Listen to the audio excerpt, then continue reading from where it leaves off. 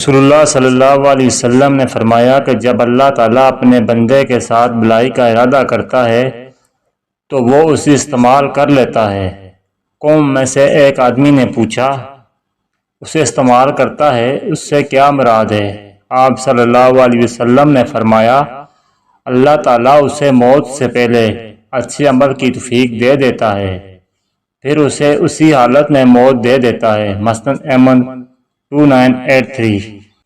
نبی کریم صلی اللہ علیہ وسلم نے فرمایا کہ جب اللہ تعالیٰ کسی بندے کے ساتھ بھلائی کا ارادہ کرتا ہے تو وہ اسے استعمال کرتا ہے۔ کسی نے پوچھا، اس سے کیا مراد ہے؟ آپ صلی اللہ علیہ وسلم نے فرمایا کہ اس کے لیے اس کی موت سے پہلے اچھے اعمال کھول دیے جاتے ہیں، یہاں تک کہ اس کے ارد گرد والے لوگ اس سے راضی ہو جاتے ہیں۔ مسند احمد 2984۔ رسول اللہ صلی اللہ علیہ وسلم نے فرمایا، جب اللہ تعالیٰ کسی بندے کے ساتھ بھلائی کا ارادہ کرتا ہے تو اسے لوگوں میں محبوب بنا دیتا ہے۔ کسی نے کہا کہ محبوب بنا دینے سے کیا مراد ہے؟ آپ صلی اللہ علیہ وسلم نے فرمایا کہ اللہ تعالیٰ اسے مرنے سے پہلے نیک اعمال کرنے کی توفیق دے دیتا ہے، پھر اسی حالت پر اس کو موت دے دیتا ہے۔ مسند احمد 2985۔ سیدنا جابر بن عبداللہ رضی اللہ تعالی عنہ سے روایت ہے کہ رسول اللہ صلی اللہ علیہ وسلم نے فرمایا، جو آدمی جس حالت میں فوت ہوگا اللہ اسے اس حالت میں اٹھائے گا۔ مسند احمد 2986۔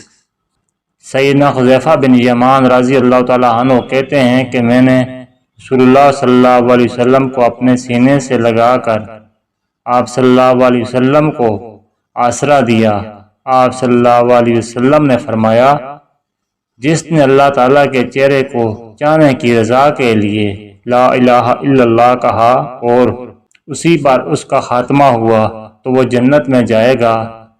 جس نے اللہ تعالیٰ کے چہرے کو چاہنے کے لیے ایک روزہ رکھا اور اسی پر اس کا خاتمہ ہوا تو وہ بھی جنت میں جائے گا، اور جس نے اللہ تعالیٰ کے چہرے کو چاہنے کے لیے صدقہ کیا اور اسی پر اس کا خاتمہ ہوا تو وہ بھی جنت میں جائے گا۔